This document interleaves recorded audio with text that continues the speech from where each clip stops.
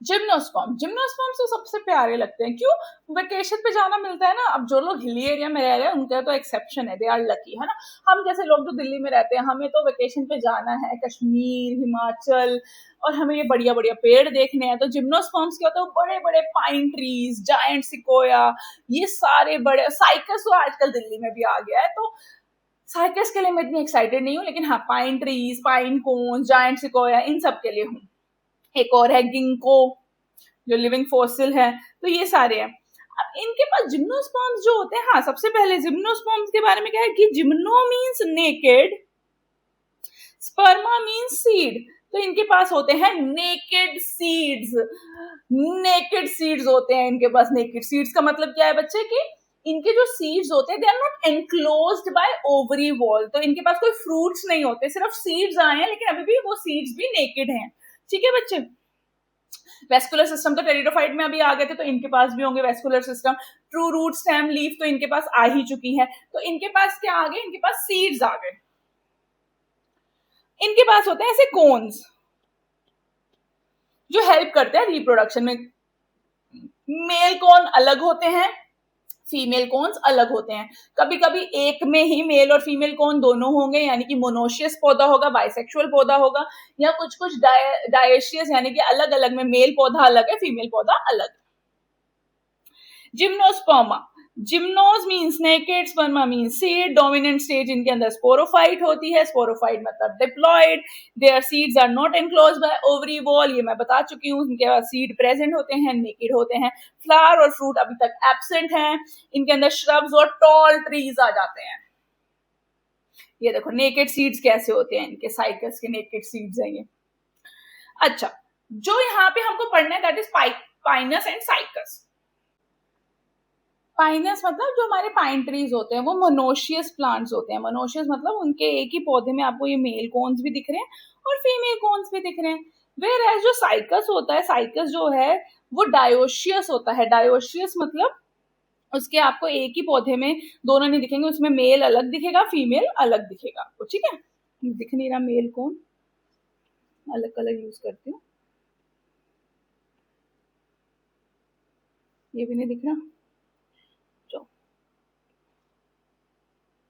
Male cone और ये है हमारा फीमेल कोन।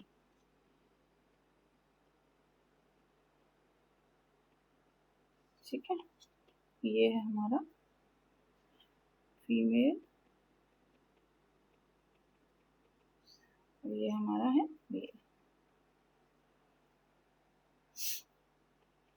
ओके, तो पाइनस और साइकस में आपने देख लिया कि एक बाइसेक्सुअल है, एक यूनिसेक्सुअल है।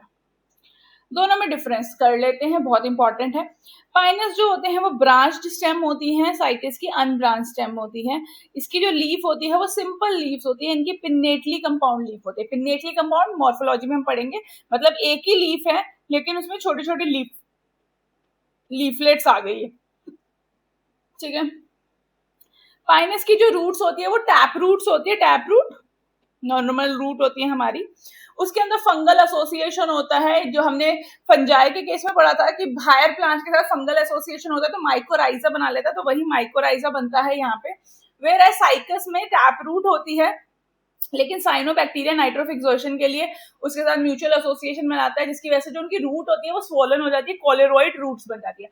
अब ये क्वेश्चन आता है एग्जाम में तो बड़ा कंफ्यूजिंग हो जाता है कि कोलेरॉइड रूट किस में थी, माइकोराइजा किस में था। तो कैसे याद करेंगे, सी से साइकस, सी से साइनोबैक्टीरिया, सी से कोलेरॉइड रूट्स। तो साइकस में साइनोबैक्टीरिया की वजह से कोलेरॉइड रूट्स हो जाती है, मतलब कोरल की तरह रूट्स जो हैं वो स्वोलन हो जाती है, इनको बोलते हैं कोलेरॉइड रूट्स। यानी कि रूट के अंदर साइनोबैक्टीरिया आने की वजह से रूट की शेप डिस्टॉर्ट हो जाती है, कोलेरॉइड बन जाती है, सॉरी कोरल्स जैसे बन जाती है। कोरल्स जो सी कोरल्स होते हैं तो कोरल्स बन जाते हैं, तो कोरेलॉइड रूट्स। ठीक है, तो इसका एग्जांपल है साइनोबैक्टीरिया जो नाइट्रोजन फिक्सेशन करता है, तो ये साइकस में होता है। वेयर एज जो पाइनस होता है उसमें फंगल एसोसिएशन होती है, जिसकी वजह से माइकोराइजा बन जाते हैं। ठीक है,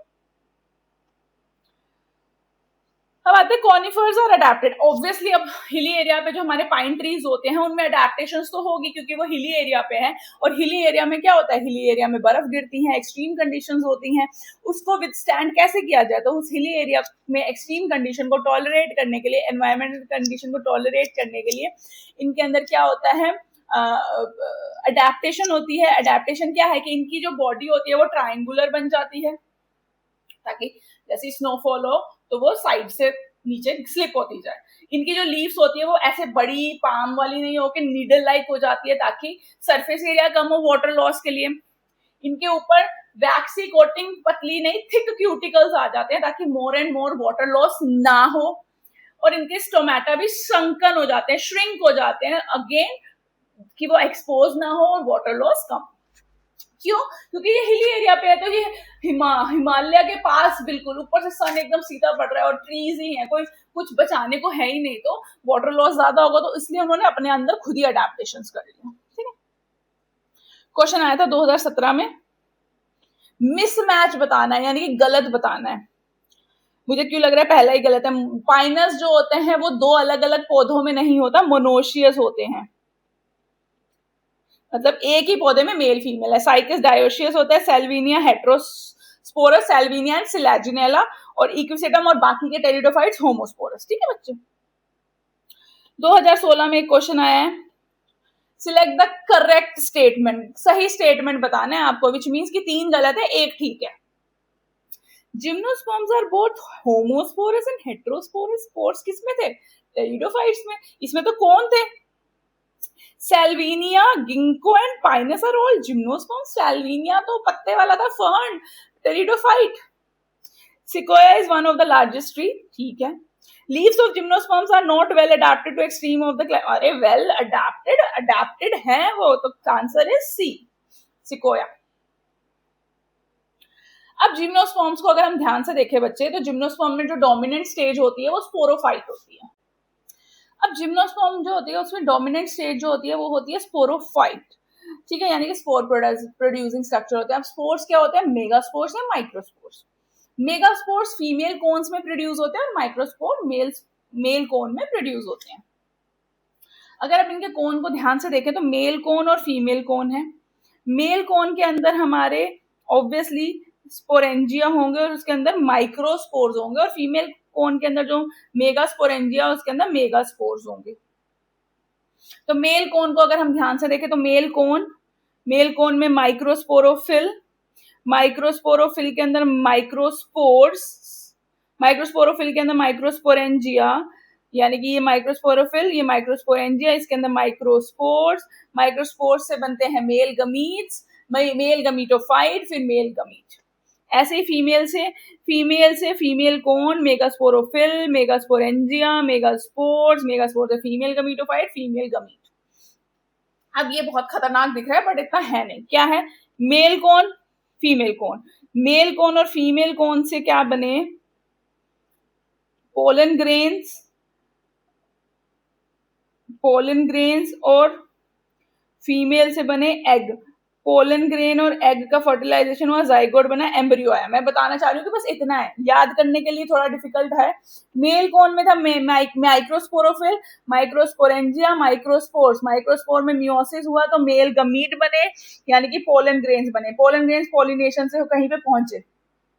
फीमेल कौन में megasporophyll, megasporangia, megaspore, female gametophyte, archegonia में जो फीमेल स्ट्रक्चर था, मेल वहां तक पहुंचा पॉलिनेशन से, मेल और फीमेल में फर्टिलाइजेशन हुआ, जाइगोट बना, एम्ब्रियो बना, न्यू स्पोरोफाइट बना। तो कहानी क्या है? लॉन्ग स्टोरी शॉर्ट, मेल कौन से मेल स्पर्म पोलन ग्रेन्स बने, फीमेल कौन से एग बना, दोनों में फर्टिलाइजेशन हुई, जाइगोट बना और एम्ब्रियो बना। उस एम्ब्रियो ने नया स्पोरोफाइट बना दिया। बस बीच की कहानी क्या है? ये वाली। ठीक है, तो बेसिकली हुआ क्या कि ये जो फीमेल कोन वाला पार्ट है और ये मेल कोन वाला पार्ट ही बस यहाँ पे इलेबोरेटेड है इस वाले रीजन में। बाकी हुआ वही है कि मेल कोन से पोलन ग्रेन से, फीमेल से एग बना, दोनों से पॉलिनेशन होकर फर्टिलाइजेशन और ऐसे जाइगोट बन गया। ठीक है, तो इतना कंफ्यूजिंग थोड़ा सा पिक्चर में लग रहा है लेकिन है नहीं। ठीक है,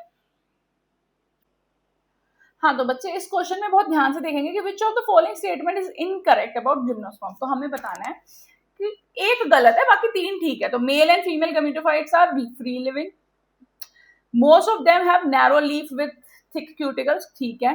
their seeds are not covered, ठीक है, नेकेड सीड्स हैं। They are heterosporous, megaspore, microspores and, पहला गलत है क्योंकि male and female gametes are free living, मतलब वो अपने उस पूरे स्पोरोफाइट पे तो डिपेंडेंट है। मेल और फीमेल गमीटोफाइट जो है वो उसके ऊपर बनेंगे ना, ऐसे कहीं हवा में नहीं बन जाएगा। तो पहला ऑप्शन इज रॉन्ग, इनकरेक्ट।